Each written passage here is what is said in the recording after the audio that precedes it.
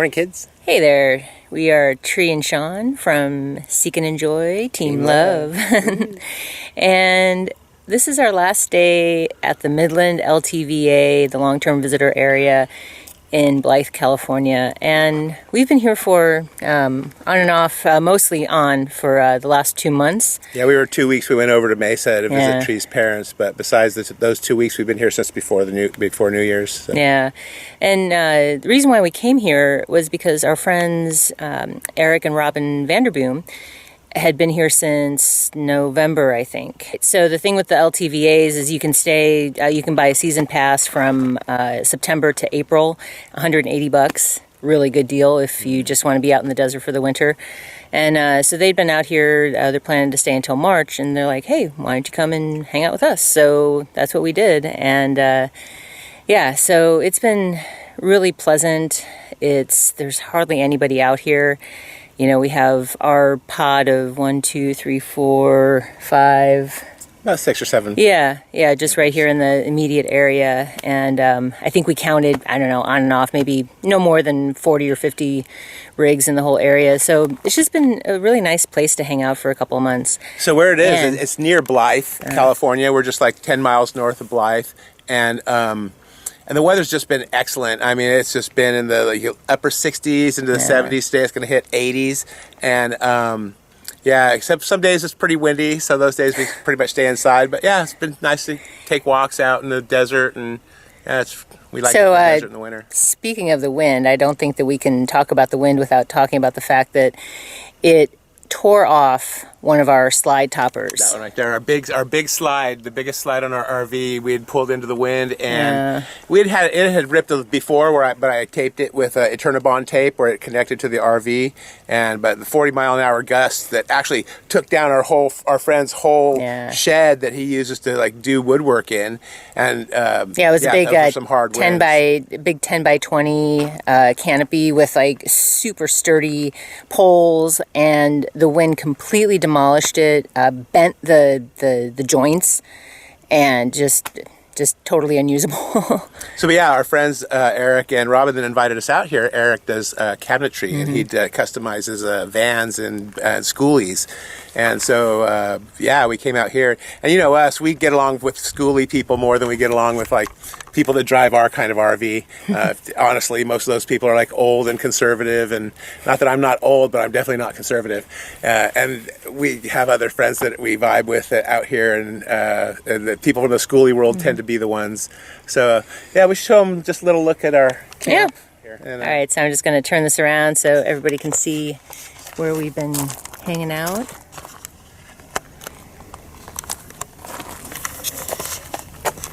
So yeah, that's the furthest point of the LTVA, way out there, 2 people out there.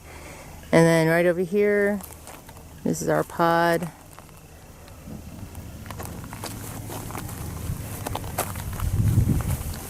How about this? So you can see just not very many people. Yeah, let's see if I can zoom in on that. That's a big solar farm right over there, that big white line. It goes across the whole mountain. Yeah. I don't know how far to the right it goes, but as far as we can see right there. Yeah.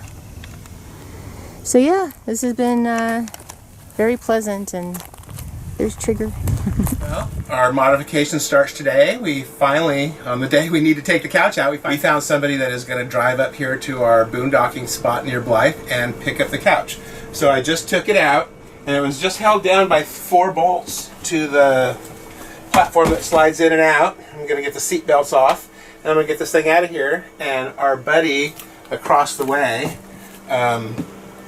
who just had their tent blown down in a probably 40-mile-an-hour gust. Yesterday they got an outside tent for his workshop, and the big huge gust came by and just like totally destroyed his tent. And why don't you give him a little quick look out the window over there to where he's at, Tree, because you can see like he's working. All his stuff is just sitting out in the open where it was covered before. And so anyway, he's over there working on our desk and a table. It's going to have some, 3 drawers. We're going to be able to stash our some of our cases of gems and minerals underneath, so it'll be easier for us to get to and free up some space under the bed. So yeah, we're just going to get this little jackknife sofa out of here, and start the modification. I'm really happy to be doing this. So. Bye-bye couch that we never used. Exactly. It ended up being a storage. Yeah, just a catch-all when we come in and drop our jackets or whatever on it. So now we'll actually have a table/desk with drawers in it, and underneath a way to secure our cases. So yeah, looking forward to showing you what the table's going to look like when we get it done. So yeah, we're stoked. So you ready to start our project today? Yes, very excited. We could start watching.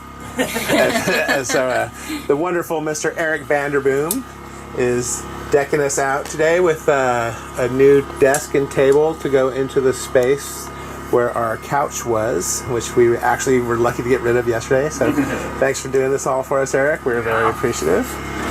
And just to go out here and show you Eric's workspace. I showed you a little bit of that other video, but it's a beautiful day out here. The wind's not too much, and yeah, this is their little spot out here. And so Eric has this white schoolie right here, and he's in the schoolie revolution with that whole genre of travelers. There's a couple of more down the way, and so he just did a whole remodel on this fifth wheel over here to the right, and we were really glad to have him out here to help us get our desk going. And here's the top of the desk. Well, the top of the desk is over there. I'll show that to you in a second. But it's got this is a flap that flaps down, and it's got drawers inside. Got 3 drawers, and this is the top. This I think it's a Japanese method of using a torch to weatherproof the top, makes it waterproof, and so that's going to be the top of our desk. And then this is going to be our little storage bench right here. Have some non-grip feet on it, and yeah, go back. And the thing is, the reason we wanted to do this because it's going to free up space for us to store some of our crystal cases, like cases like that. We'll be able to store underneath the desk against the wall, and then have the little the storage booth in front of it. So. Then we'll remount the speaker up a little higher. And he's taking out the switch that raises our TV, and he's going to mount that on the front of the desk. So, and the other cool thing is having the desk right here. At first, we were thinking about having it flap down, but now it's just going to be stationary. It's going to provide extra room. Tree's kitchen just got twice as big. Chef's creations and exactly. So it's going to add more space for all sorts of things for our business, for just working on the computer. You can do more videos for your cooking. Tree's nomadic kitchen. Shameless plug. Yeah. So it feels like there's so much more space. Even when the desk is in here and the storage and everything, I think it's going to still feel more open because it's not just like a solid, piece of furniture sitting right there. So. Yeah.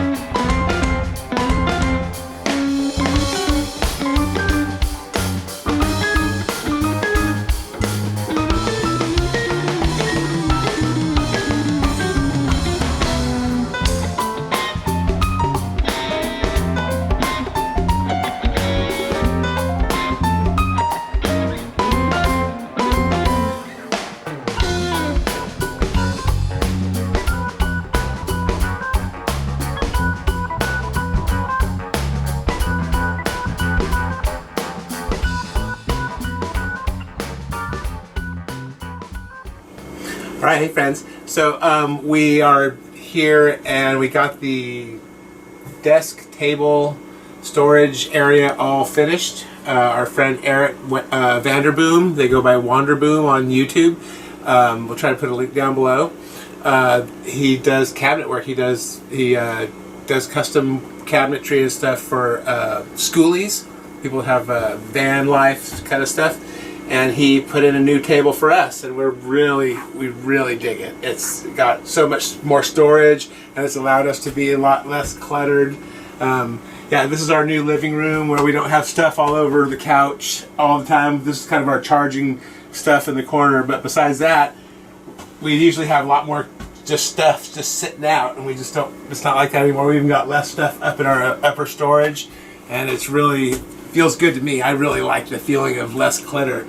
So the desk, what this also gave us opportunity to have less clutter is because this opens up, and then these drawers open up, pretty big drawers.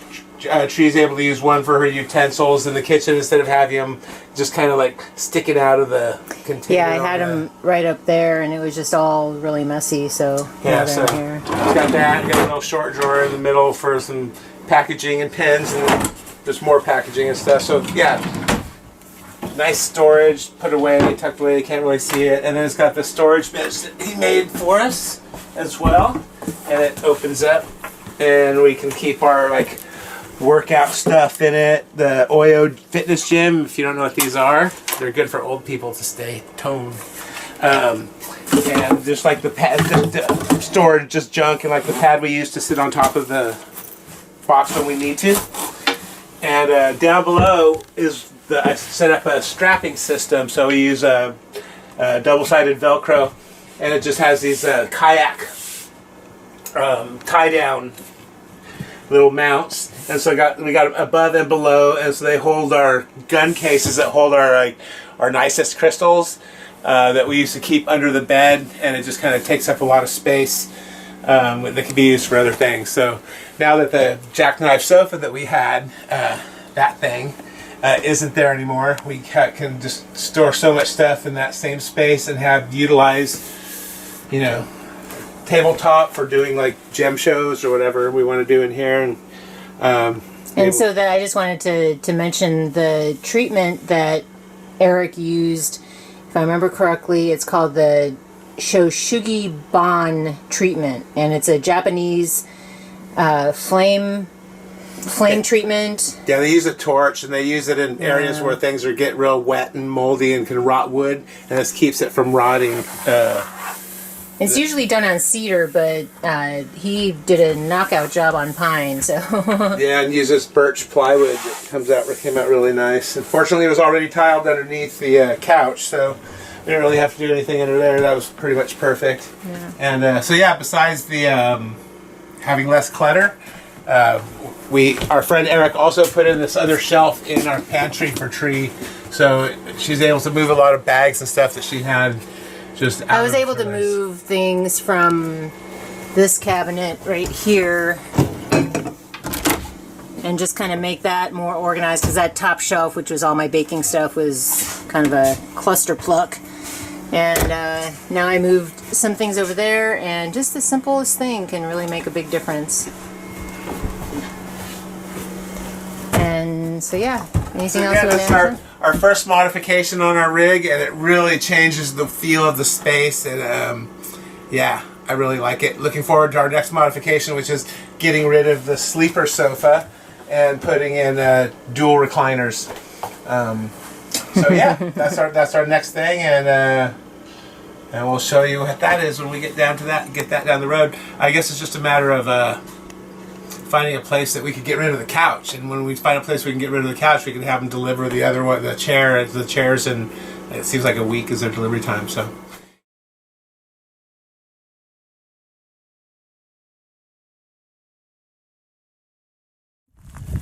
All right, so now we're going to Casa Grande, which is halfway between Tucson and the Phoenix area, Metro Phoenix, and we're going to stay there for a few days in Escapees Park before heading down to Tucson and going and visiting Putsu and some other gem and mineral people down in the area, see if we can get a few things to fill out the gaps in our storage. Yeah, get down to Tucson, and then we'll start heading east towards New Mexico, kind of wait for the weather to warm up north of there. But I think we're just going to be heading from Albuquerque east towards Nashville before we head up into Indiana to get the work done on Trigger. And while we go through Oklahoma, we're hoping to see our friend Ty that we haven't seen in quite a while. So yeah, we're going to figure out who we can see along the way, and make all those visits happen if we can. Yeah, so if you see this and you know us, reach out to us. If you got a place along our path where we can stop and hang out, we'd love to see you. Yeah, and we know that the further east we go, the less opportunities for boondocking and BLM is available. So if you happen to know of any places, I think Sean said Oklahoma, Missouri, Arkansas. Are we going down there? Tennessee, yeah, you go through southern Missouri. Yeah, So, but no, I don't think we go through Arkansas. It's northern Arkansas, if at all. Yeah. But, So yeah, if you know of any places in those areas, let us know in the comments. all right, you guys. All right, See you take care. later. Peace.